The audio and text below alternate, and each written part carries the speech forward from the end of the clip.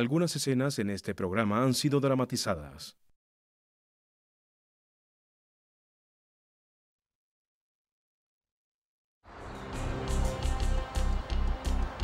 En Buffalo, en el lado oeste de Nueva York, disparan y matan a un hombre a plena luz del día. La evidencia en la escena del crimen es escasa y la policía puede hacer muy poco para resolver el último en una serie de crímenes. Será necesario un testigo y un gran esquema de seguridad para que los fiscales lleven a un conocido gángster a juicio.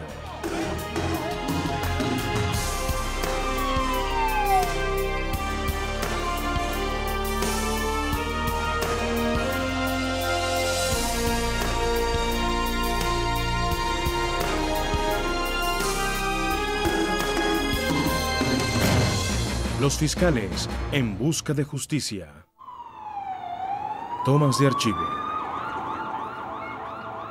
En medio de violentas guerras de pandillas en el lado oeste de Buffalo, los residentes locales vivían con miedo de quedar en medio del fuego cruzado. Los testigos se negaban a declarar contra un despiadado líder pandillero y sus cómplices. La comunidad necesitaba a alguien dispuesto a acusarlos en un tribunal.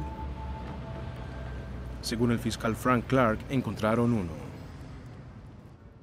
Vendían droga y peleaban a muerte por ventajas tácticas y de dinero.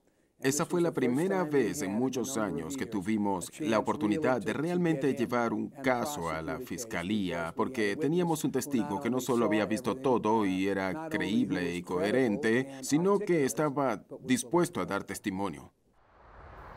El testigo solitario. En el otoño de 1988, el lado oeste de Buffalo, Nueva York, estaba cayendo en manos de pandillas especializadas en la venta de crack. Cuando intentaron apoderarse de los territorios existentes, estalló una guerra en las calles. La tarde del 25 de octubre, en la calle Kretner, un joven que vivía en el vecindario estaba ayudando a una mujer con sus compras.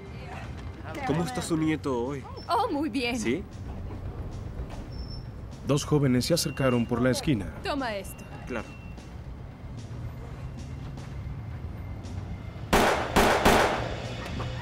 Uno disparó 3 veces y salieron huyendo. Los disparos se oyeron en todo el vecindario. La mujer que estaba con la víctima fue corriendo a su casa a llamar al 911.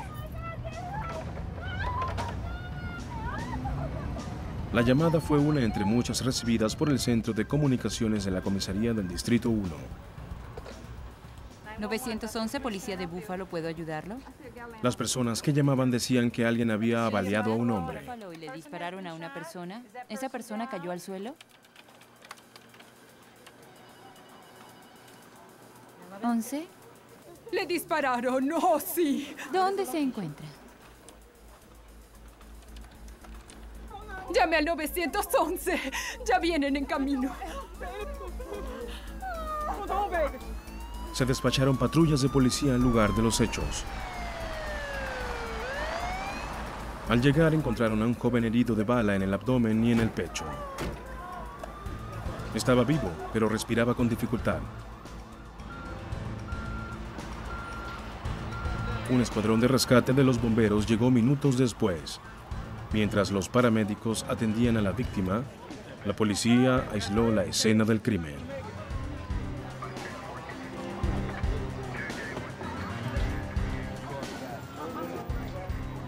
Llegaron detectives del Distrito 1. Y un oficial uniformado les narró lo ocurrido. Interrogaron a los transeúntes. Martha West estaba parada junto a la víctima en el momento del ataque, pero dijo que estaba sacando una bolsa de la cajuela de su vehículo cuando la víctima cayó. Nunca vio al agresor. Otro hombre parado cerca de allí tenía información útil sobre el incidente. James Wright, de 41 años, era casado y padre de 2 niños. Le dijo a los detectives que trabajaba como guardián en una iglesia cercana. Iba en la furgoneta de la iglesia a llevar víveres a los ancianos cuando oyó un grito.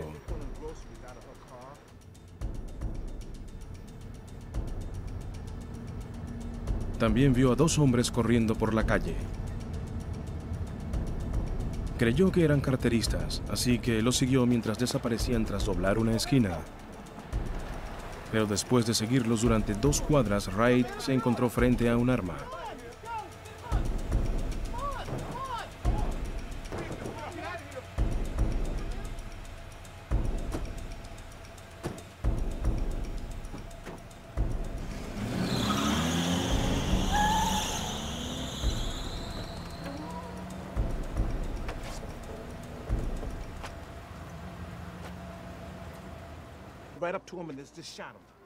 Wright le dio a los detectives una descripción de los 2 hombres a quienes había seguido desde la escena del crimen.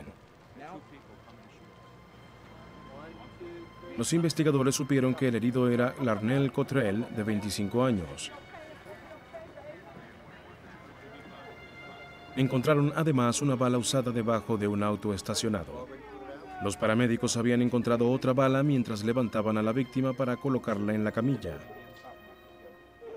Ambos proyectiles estaban recubiertos de cobre y eran del mismo calibre.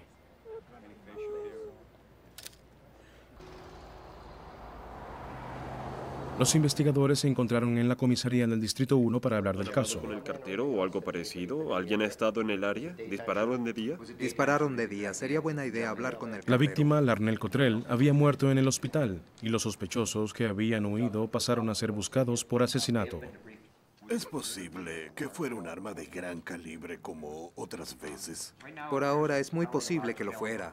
Los detectives analizaron la evidencia física en la escena y discutieron posibles testigos del incidente. El señor Wright es nuestro único testigo por ahora. No tenemos mucho más. Los detectives decidieron que por su propia seguridad, James Wright debía declarar en la estación de policía. Wright aceptó presentarse a una entrevista con los detectives. Hizo un recuento de lo que había visto y hecho ese día. Increíblemente, sabía de memoria el número de matrícula del auto perteneciente a los 2 hombres que había seguido. Cuando la policía investigó el número, descubrieron que el vehículo estaba a nombre de la presunta novia de uno de los criminales más peligrosos de Buffalo, Donald Sly Green. Los detectives comenzaron a sospechar que el asesinato estaba relacionado con la guerra de pandillas. Le mostraron a James Wright fotos de criminales para que identificara a alguno de los 2 hombres que había visto. Según el detective Daniel DiPirro, inmediatamente señaló a Sly Green. Estoy seguro de que es él. Fue directo a la foto de Sly Green. No vaciló, lo miró y dijo, es él. Y era Sly Green, lo cual nos asombró a ambos, a mi compañero y a mí. Eso no pasa tan rápido. El día después del tiroteo, los investigadores encontraron otro testigo que afirmaba poder identificar al asesino de Cottrell. El encargado de las celdas de detención temporal, un piso encima de la oficina de homicidios, había hablado con Stephen Brown, un interno de la cárcel, quien decía haber presenciado el ataque. Los detectives DiPirro y Grabowski interrogaron a Brown. Él les dijo que estaba en la calle en ese momento y había visto al hombre que apretó el gatillo. El asesino era Sly Green, decía. Pero el pasado de Brown lo convertía en un testigo cuestionable. Los detectives sabían que Brown era un drogadicto con un extenso prontuario que había sido arrestado esa tarde por robar en una tienda. Estaba claro para ellos que el testimonio de James Wright sería crucial para la acusación. Basado en la identificación fotográfica de Wright, se emitió una orden de arresto para Sly Green. La policía conocía muy bien a Green. Era líder de la pandilla LA Boys. En ese entonces, de 29 años, había estado en problemas con la ley durante casi 2 décadas. A los 14, en su vecindario del este de Buffalo, Green y un cómplice habían asaltado un supermercado una noche a punta de pistola.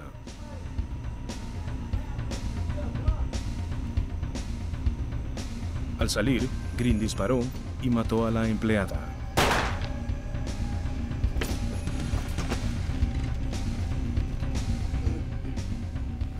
Solo pasaría un año en un reformatorio por el asesinato. Tomas de archivo. A los 16, un intento de robo a mano armada a un banco lo enviaría a la cárcel por 10 años.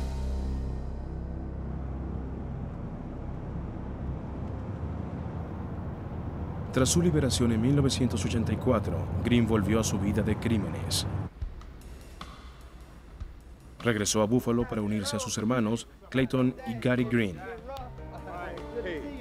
Juntos organizaron los LA Boys. Con supuestas conexiones con las pandillas de Los Ángeles, los LA Boys pronto controlaban la mayor parte del tráfico de drogas en el lado este de Buffalo. A medida que la violencia aumentaba, los habitantes del lado oeste se volvían más temerosos. Los crímenes violentos se habían vuelto comunes, pero los investigadores estaban encontrando poca evidencia para resolverlos.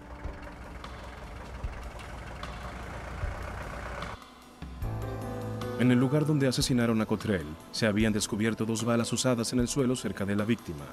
Una tercera fue recuperada del cuerpo durante la autopsia, confirmando las declaraciones de los testigos que dijeron haber oído 3 disparos. Los expertos forenses en armas examinaron las balas microscópicamente. Los análisis indicaban que las que causaron la muerte de Cottrell eran todas calibre 41, muy probablemente disparadas de un revólver Smith & Wesson. Pero el arma no había sido encontrada. El detective sargento Daniel Rich fue parte de la unidad de recolección de evidencia que registró la escena del crimen. Buscamos el arma en el área.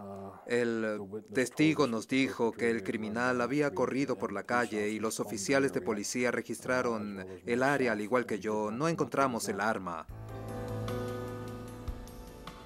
Sin embargo, los detectives encontraron el auto usado en la huida.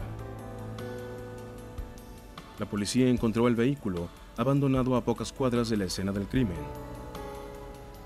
El auto fue examinado por especialistas forenses del Departamento de Policía de Buffalo con resultados decepcionantes.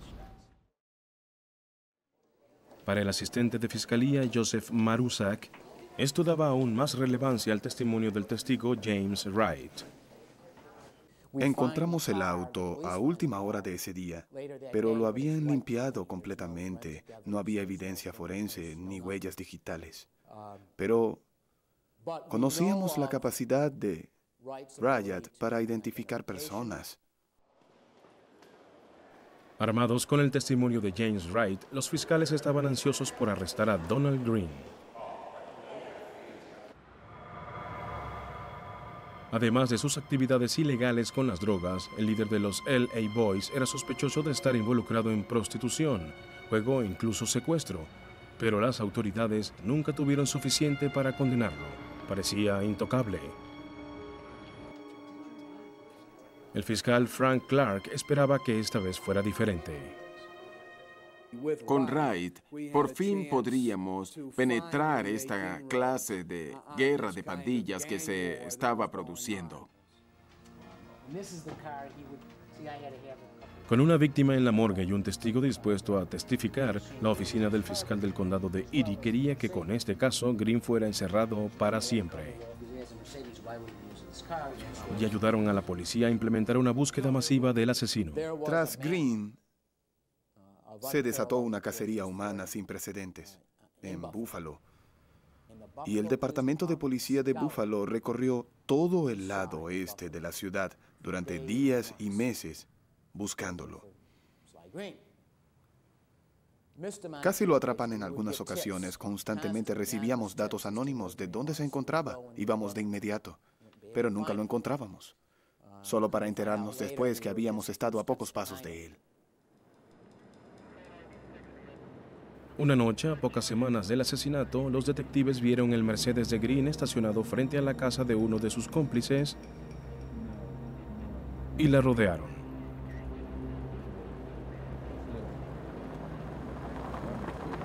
Fueron interrumpidos por la llegada de un reportero de televisión que se había enterado monitoreando las frecuencias policiales. Descubiertos, los agentes inmediatamente entraron a la casa.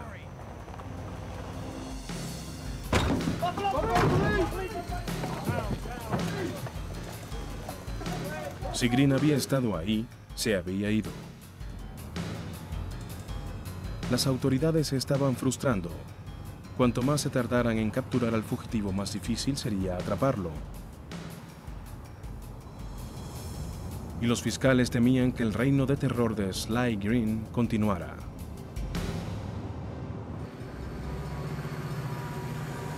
En las calles infestadas de pandillas del lado oeste de Buffalo, Larnell Cottrell fue abatido a tiros en octubre de 1988. La policía tenía poca evidencia física, pero sí un testigo de los hechos. James Wright, conserje de una iglesia, había identificado la foto de Donald Sly Green el día del tiroteo. Meses después de la muerte de Cottrell, los investigadores aún no habían atrapado al fugitivo. Mientras continuaba la cacería, los oficiales del Distrito 1 habían reunido información sobre Sly Green y su pandilla, tomada de docenas de casos archivados.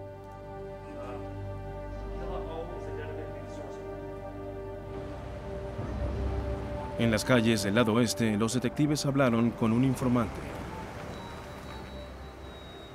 El informante dijo que no sabía dónde estaba Sly, ya que nadie lo había visto en semanas. Pero también dijo que el asesinato de Cottrell había sido una venganza. Cottrell estaba involucrado en lotería ilegal y su asesinato había sido el último en una serie de ellos iniciado varios años antes, en 1986, cuando un joven llamado Devotee Pompey fue ultimado a tiros en un callejón del lado este.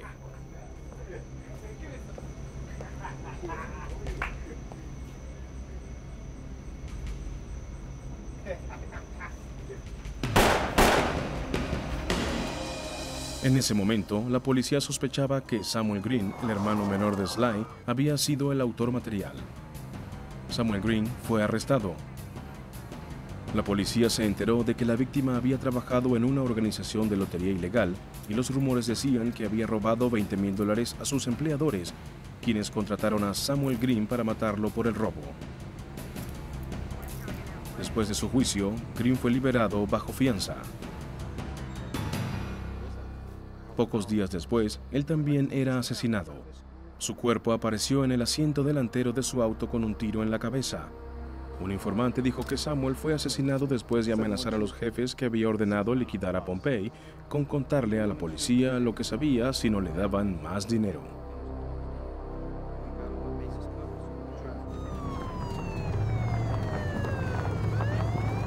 La investigación reveló que los asesinatos de Devotee Pompey y Samuel Green marcaban el comienzo de una guerra de pandillas entre la organización de loterías ilegales y los LA Boys de Sly Green.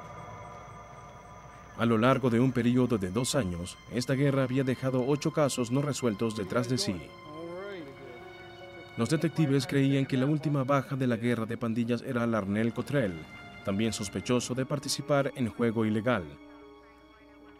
Y el último sospechoso de homicidio era Sly Green. Green había indicado que iba a vengarse de algún modo, que había una historia allí que le daba motivo para el asesinato, y ese motivo era simplemente la venganza. Los detectives tenían el motivo del asesinato de Cottrell, pero no estaban más cerca de hallar al sospechoso. Sly Green continuó evadiéndolos por meses. Finalmente les llegó una pista sobre el posible paradero de Green. Según un dato anónimo recibido por la policía de Buffalo, Sly Green estaba en Atlanta, Georgia.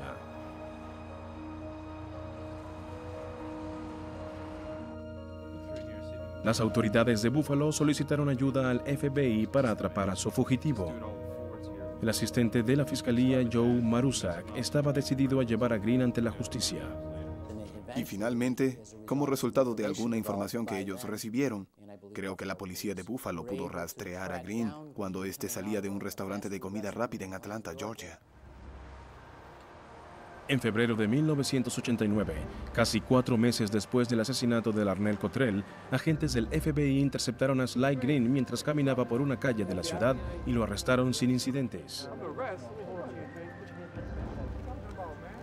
El notorio Sly Green por fin estaba bajo custodia. El líder de los LA Boys fue devuelto a Buffalo para enfrentar cargos de asesinato y porte ilegal de armas. Green fue encarcelado sin derecho a fianza en espera de su juicio. Con el sospechoso en la cárcel, la Fiscalía del Condado de Erie se preparaba para acusarlo. El pilar de su caso sería el testigo James Wright. Era el testigo con el que sueña todo fiscal. Serio, confiable, hombre de familia, sin antecedentes criminales. Si hablas un rato con él y llegas a conocerlo, te das cuenta de que no podría decir una mentira aunque quisiera. Y quieres que el jurado vea a James Wright, y cuanto más lo vean, más les agradará, más lo respetarán y más confiarán en él.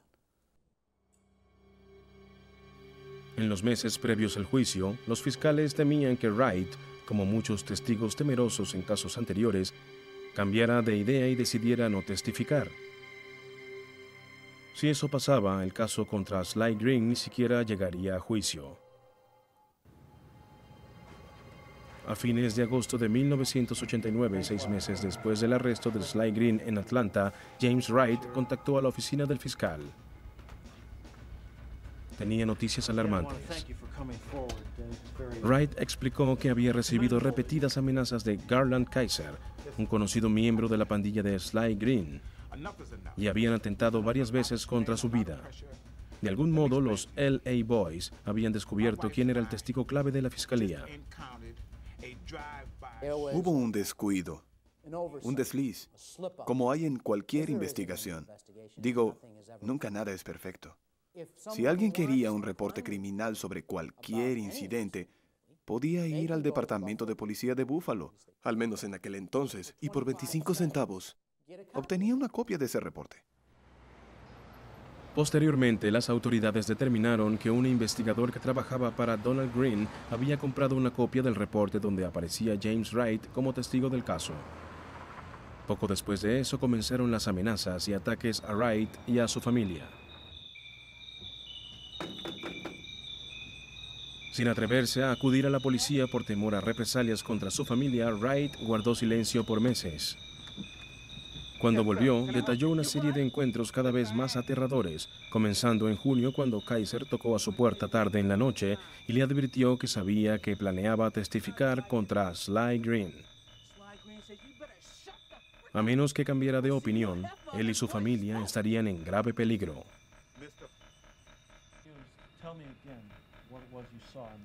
Pocos días después de su encuentro con Kaiser, Wright fue despertado alrededor de las 4 a.m.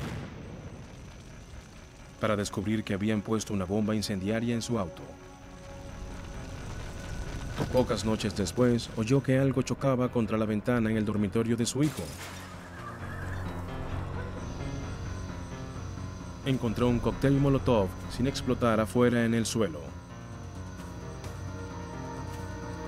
Otra noche oyó disparos.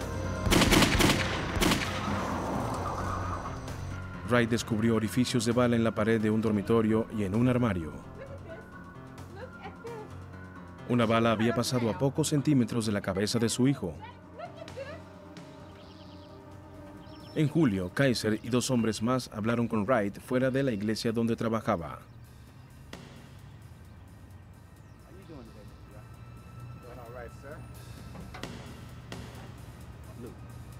Le preguntaron sobre el día del asesinato.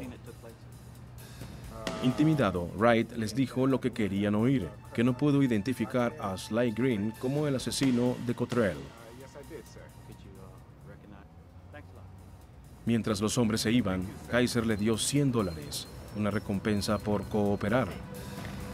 Al principio él no quería aceptarlo, pero Kaiser insistió, argumentando que esa negativa los pondría a él y a su familia aún más en peligro. Renuentemente tomó el dinero. Pasaron varias semanas sin incidentes.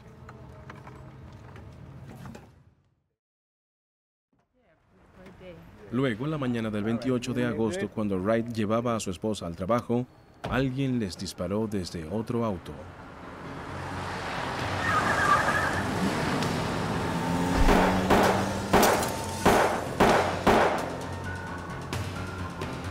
Wright sufrió cortes al romperse los vidrios y su esposa resultó ilesa. Era hora de ir a las autoridades. Estaba más enfadado que asustado. Sí tenía miedo, de eso no cabe duda, pero también estaba furioso. Le enfurecía que hubieran intentado hacerle eso. Le enfurecía que hubieran perturbado a su esposa. Yo sabía que estaba enfadado conmigo porque me miraba como si lo hubiera decepcionado, si hubieras hecho bien tu trabajo, Clark, esto no estaría pasando. Era muy difícil porque ni yo mismo sabía muy bien qué debía hacer. La oficina del fiscal hizo los arreglos necesarios para trasladar a la familia de Wright fuera de Buffalo. Los fiscales esperaban que estuvieran a salvo hasta el día del juicio y que las tácticas de los LA Boys para silenciar a los testigos no dieran resultado.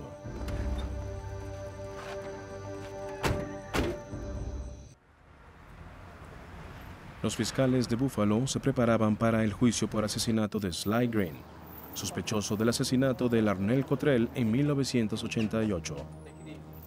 El testigo clave del caso, James Wright, había sobrevivido a atentados contra su vida por parte de los LA Boys, la pandilla comandada por Sly Green. La familia de Wright fue trasladada a la casa de un pariente en una localidad no revelada, fuera de la ciudad. Pero pronto la policía descubrió que los Wright seguían en peligro. Según un informante, se había filtrado el nuevo domicilio de Wright y los miembros de los LA Boys salieron a matar a los testigos antes de que pudieran declarar. Estábamos recibiendo información de un par de fuentes distintas, de que tenían equipos de asesinos dispuestos a matarlos. Un equipo de matones de Los Ángeles iba a llegar y supuestamente otro grupo de Buffalo estaba contratado para matarlo. Días después de su llegada, la policía descubrió el plan de la pandilla y trasladaron a Wright y a su familia a un hotel. Citando los intentos de asesinato contra James Wright y su familia, los fiscales solicitaron a la corte que se adelantara lo más posible el juicio. El juez aceptó y se fijó una fecha más temprana. La defensa también solicitó a la corte que desestimara el testimonio de Wright. Nuevamente el juez falló a favor de la fiscalía. Se suspende la sesión. Los fallos fueron victorias para el asistente de fiscalía Joseph Marusak. Sin el testimonio de James Wright, Sly Green no sería acusado, no iría a juicio y no sería condenado. Así de simple. Sin James Wright, no teníamos acusación. Sly Green fue representado por uno de los mejores abogados defensores de Buffalo, Paul Cambria. Estoy seguro de que Donald Green no mató a este individuo. Obviamente, alguien fue asesinado y fue por un motivo. Quizás tenía que ver con el tráfico de drogas que se desarrollaba en el lado oeste, pero no lo hizo Donald Green. Para evadir la condena, la defensa tendría que destruir el testimonio de James Wright en el estrado.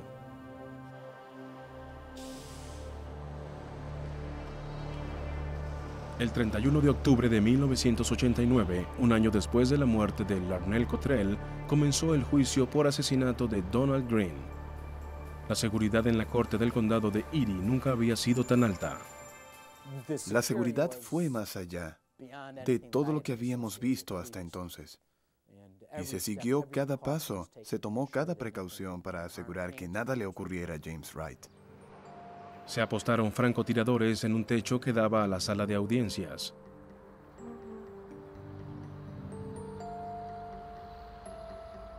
Se instaló un detector de metales en la entrada y guardias armados registraban a cada persona que entraba. El abogado de la defensa creía que cuanto más visibles y excesivas fueran las medidas de seguridad, más se predispondría el jurado en contra de su cliente.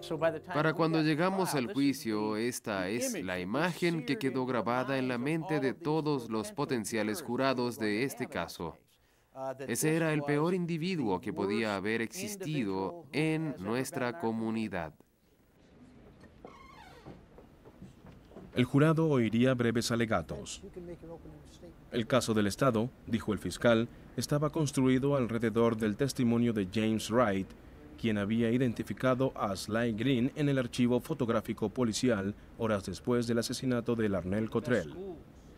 Si bien no había evidencia forense que conectara a Green con el crimen, el fiscal le dijo al jurado que la evidencia circunstancial en este caso, así como el testimonio de Stephen Brown, corroborarían la identificación que Wright había hecho del asesino.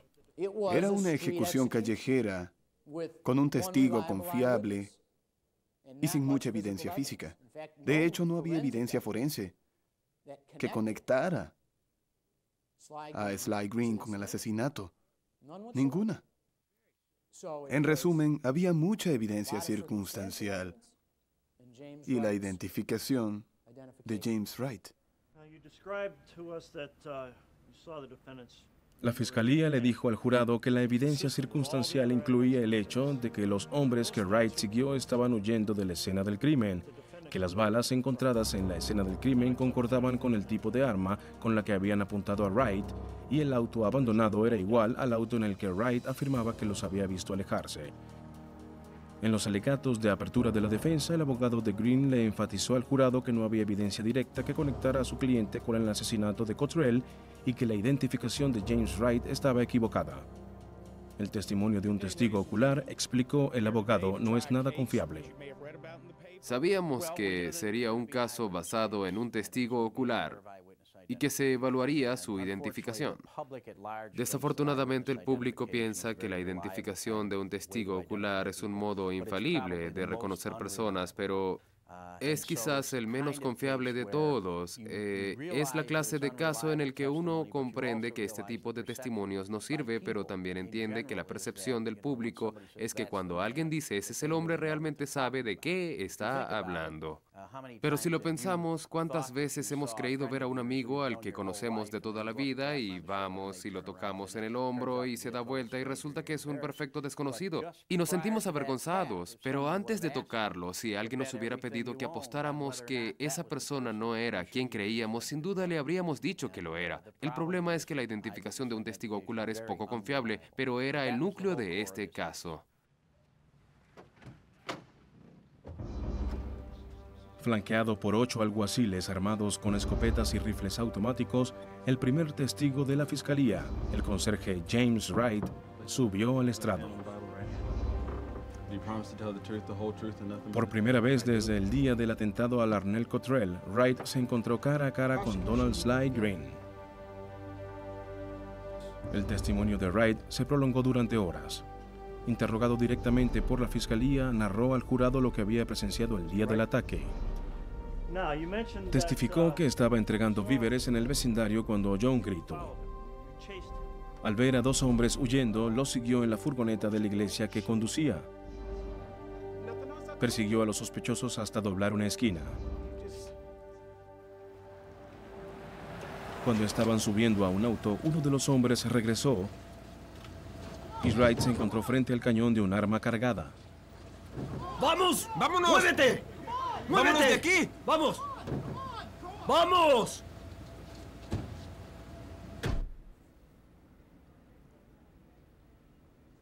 Cuando él lo apuntaba con un arma, ¿qué hizo usted? Bien. Le dije no dispare. No podía hacer nada más. Él me estaba mirando. Yo lo miraba a él mirándome a mí. Como si dijera, no te acerques ni un centímetro más.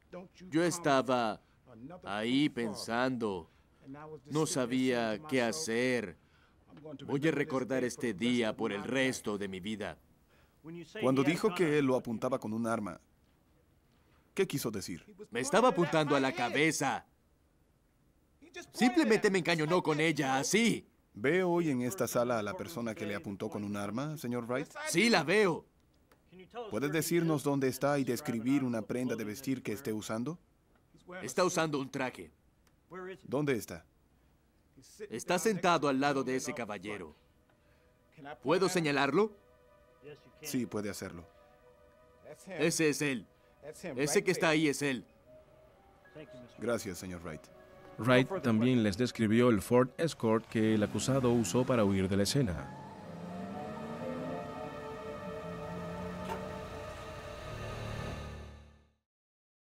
No No más preguntas, su señoría.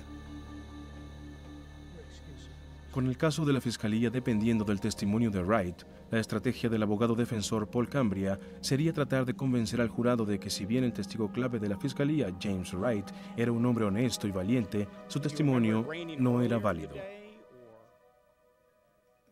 Debíamos tener cuidado con el señor Wright porque él se había presentado así. Soy un pobre conserje de iglesia y por casualidad pasaba por ahí en mi furgoneta. Creí que eran carteristas. Como yo soy un buen samaritano, quise ayudar. No se puede interrogar despiadadamente a alguien así. Eso sería contraproducente. Por otra parte, es importante demostrar que se comprometió para una identificación. Eso está muy bien, pero lo hizo erróneamente. El defensor llamó la atención del jurado sobre las discrepancias en el testimonio de Wright. Wright dijo que no estaba lloviendo el día que pasó y todos los demás dijeron que estaba lloviendo. Todos coincidían en que llovía, lloviznaba, había niebla y todo eso. Wright dice que ese día el aire estaba totalmente seco. Solo él dice que el sospechoso era bajo, los demás lo describen como alto y delgado. La Fiscalía contrarrestaría el ataque de la defensa sobre Wright con el testimonio del siguiente testigo, que corroboraría la identificación que Wright hacía del asesino. La Fiscalía llamó a Stephen Brown al estrado. Brown contó que estaba en la calle el día que mataron a Larnell Cottrell. Dijo que había presenciado el tiroteo. Brown afirmaba haber visto a los dos hombres acercarse a la víctima. Uno de ellos hizo al menos 2 disparos y la víctima cayó al suelo. Después de eso, dijo que había ido a casa de su novia antes de que la policía llegara al lugar. Brown respaldó el testimonio de James Wright de que Donald Sly Green era el asesino de Cottrell.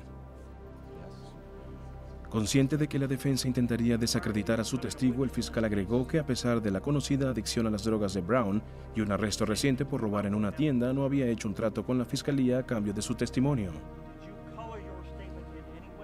Brown testificó que de hecho se había declarado culpable del robo y lo habían sentenciado a 60 días en la cárcel.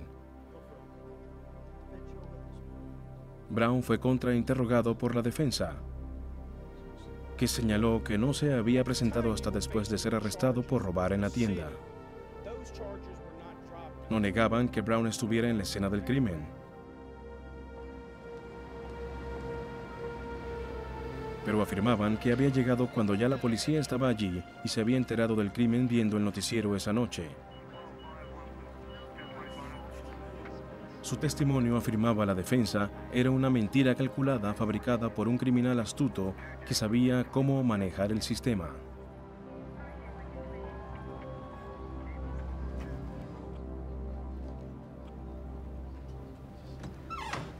El oficial de policía Carl Thompson también dio testimonio por la fiscalía. La unidad de recolección de evidencias de la policía de Buffalo no había podido demostrar mediante el análisis de las huellas digitales que el acusado estaba en el auto usado para huir. Pero Thompson afirmaba haber visto a Sly Green saliendo del auto pocos días antes del ataque. El testimonio de Thompson conectaba a Donald Green con el mismo vehículo que Wright había identificado como el auto de la huida el día del crimen. El juicio avanzaba y los fiscales se preguntaban qué pensaría el jurado. La jefa del mismo le había dicho al juez que algunos miembros no querían estar en la misma sala con Green. Incluso en un tribunal, Donald Green podía infundir miedo en los corazones de 12 extraños. La fiscalía confiaba en que el miedo no impediría que el jurado diera un veredicto de culpable en este caso.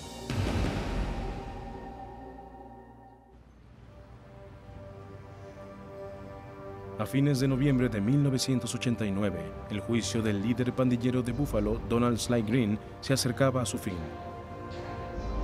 Lo acusaban de la muerte de Larnell Cottrell. Para ambos lados, el caso se basaba en que el jurado creyera o no el testimonio de un conserje de iglesia. James Wright era el testigo clave de la fiscalía. Afirmaba que había visto al sospechoso huir de la escena del crimen momentos después del tiroteo.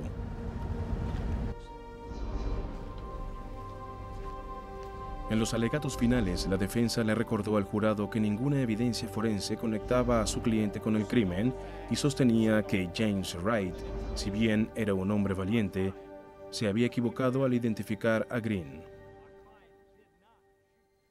Si Wright se equivocó, no cabe duda de que en algún momento fue amenazado. Eso nadie lo niega. Pero tampoco nadie niega que estaba equivocado. En el alegato final de la fiscalía, Marusak le recordó al jurado que el testimonio del testigo clave de la fiscalía, James Wright, había sido corroborado por un testigo ocular del asesinato y por la evidencia circunstancial en el caso. La decisión del jurado dependería de si le creían o no a James Wright. James Wright era, sin lugar a dudas, el testigo esencial de todo el caso. Él era el pilar de toda la evidencia. Tras los alegatos finales, el jurado se retiró a decidir sobre la inocencia o culpabilidad de Donald Sly Green. Durante las deliberaciones, la jefa del jurado hizo un pedido extraordinario. Le envió un mensaje al juez pidiendo que el acusado no estuviera en la sala mientras se leía el veredicto.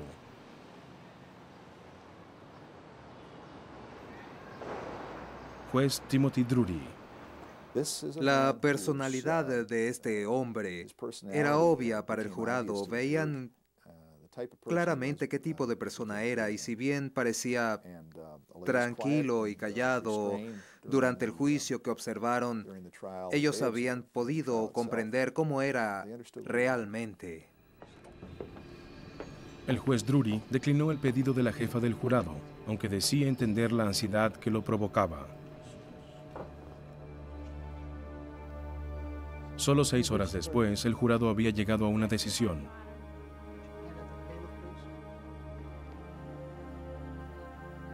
Que el acusado se ponga de pie. Declararon a Donald Sly Green culpable de asesinato en segundo grado en el ataque a Larnell Cottrell en 1988. A Sly Green se le aplicó la pena máxima de 25 años a cadena perpetua. Su abogado apelaría ante la Suprema Corte del Estado, alegando que el jurado había sido predispuesto por la estricta seguridad del tribunal y el tratamiento que los medios le habían dado al juicio. La Suprema Corte rechazó la apelación.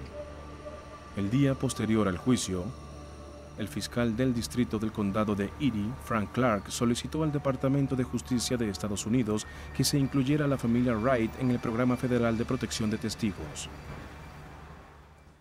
En mi opinión, la única forma de que esta familia estuviera segura a largo plazo era incluirlos en el programa. Mi solicitud fue recibida con comprensión, pero sin ninguna respuesta práctica porque no estaba relacionada con ningún delito federal. Era un homicidio estatal y no había ramificaciones federales. Pero cuando Clark alegó que Wright quizás tendría que testificar si Sly Green era acusado posteriormente de crímenes federales, Wright y su familia fueron aceptados en el programa. Green comenzó a cumplir su sentencia de 25 años, pero las autoridades aún lo vigilaban de cerca. Sospechaban que tras las rejas seguía dirigiendo a los LA Boys. Sly Green estaba en la cárcel por asesinato, pero las autoridades de Buffalo sospechaban que aún dirigía las actividades de su pandilla, los LA Boys, a pesar de estar en prisión. La oficina de la fiscalía llamó al FBI. Se instalaron micrófonos ocultos en el teléfono que Green solía usar. El FBI determinó rápidamente que Green seguía a la cabeza de su pandilla, dándole órdenes a sus subordinados, orquestando el tráfico de cocaína y heroína, planeando secuestros y otros crímenes desde su celda. Tenía control total de esa organización desde la prisión, como si nunca se hubiera ido. Organizaba, daba órdenes, controlaba y exigía desde la cárcel del mismo modo en que lo hacía en las calles. No se hacía nada sin su aprobación. En una ocasión, miembros de su pandilla secuestraron al dueño de un comercio. ¡Abre la puerta! ¡Abre la puerta! ¡Entra! Siguiendo órdenes impartidas telefónicamente por Green desde la cárcel, los secuestradores liberaron al comerciante después de cobrar un rescate de $25,000 y todo estaba grabado. Gracias a los micrófonos ocultos, los detectives se enteraron de que la esposa de Sly estaba sumamente involucrada en las actividades de la pandilla. Documentos del FBI mostraban que ella había ayudado a su esposo a dirigirla, organizando llamadas en conferencia para él y sus socios. Los micrófonos revelaron también que ella incluso lo había alentado a ordenar el asesinato de 2 cómplices en el tráfico de drogas, uno de los cuales era el propio hermano de Sly, Clayton Green. A los investigadores federales les sorprendió saber que Judy Spider Green llevaba una doble vida. Por la noche era una importante figura de los bajos fondos. Durante el día era profesora de estudios sociales en una escuela pública de la ciudad de Buffalo. El 9 de julio de 1992, 26 miembros de los LA Boys, incluyendo a Donald Green, su esposa Judy, 2 hermanos y otros parientes, fueron acusados de delitos federales relacionados con drogas, crimen organizado y violencia de pandillas. El sumario cubría 73 cargos y se basaban en más de 900 cintas grabadas por el FBI y unas 6,000 páginas de documentación. A pocas semanas de la acusación federal, el imperio de la familia Green comenzó a desmoronarse. Los parientes, amigos y socios de Sly comenzaron a hacer tratos con la fiscalía, aceptando declarar en contra del antes poderoso líder de los LA Boys. Ahora a salvo en el programa federal de protección de testigos y muy lejos de Buffalo, James Wright volvió a testificar una vez más contra Sly Green, el hombre que contribuyó a encarcelar por el homicidio de Larnell Cottrell. Volvió a narrar su encuentro con el secuaz Garland Kaiser. Quería saber por qué yo testificaba contra el señor Green, cuando él nunca me había hecho nada. Me dijo que atentarían contra mi vida. Me dijo que él veía cómo mi hijo iba en bicicleta a la escuela todos los días y que en cualquier momento podrían dispararle. Wright dio cuenta una vez más de las amenazas que había recibido, de los ataques a su hogar, la bomba incendiaria colocada en su auto y los disparos que habían pasado a pocos centímetros de la cabeza de su hijo. Después de los disparos, fui a la iglesia. Fui a la iglesia y traje 4 sillas de metal con las que rodé la cama de mi hijo para detener las balas. En marzo de 1994, Donald Sly Green fue declarado culpable de 26 cargos y sentenciado a 4 cadenas perpetuas sin derecho a libertad condicional. En apenas un año, 22 miembros de los LA Boys se declararon culpables de cargos relacionados con drogas. Por fin había terminado el dominio de la pandilla sobre el lado oeste de Buffalo. Todo se reduce a James Wright y su increíble e incomparable, al menos para mí, valor para arriesgar su vida y las vidas de su esposa y sus hijos. Ponerse de pie y decir, bien, perderé todo lo que tengo en Buffalo, dejaré a mi familia, a mis padres y a todos los demás para hacer esto. Eso no es común, no es algo que se vea todos los días. No sé si yo estaría dispuesto a hacerlo, pero él lo hizo. Y gracias a eso ahora el lado este de Buffalo es un lugar más seguro. En octubre de 1994, a James Wright se le otorgó el premio Lou E. Peters por su valor y heroísmo al testificar contra Donald Green.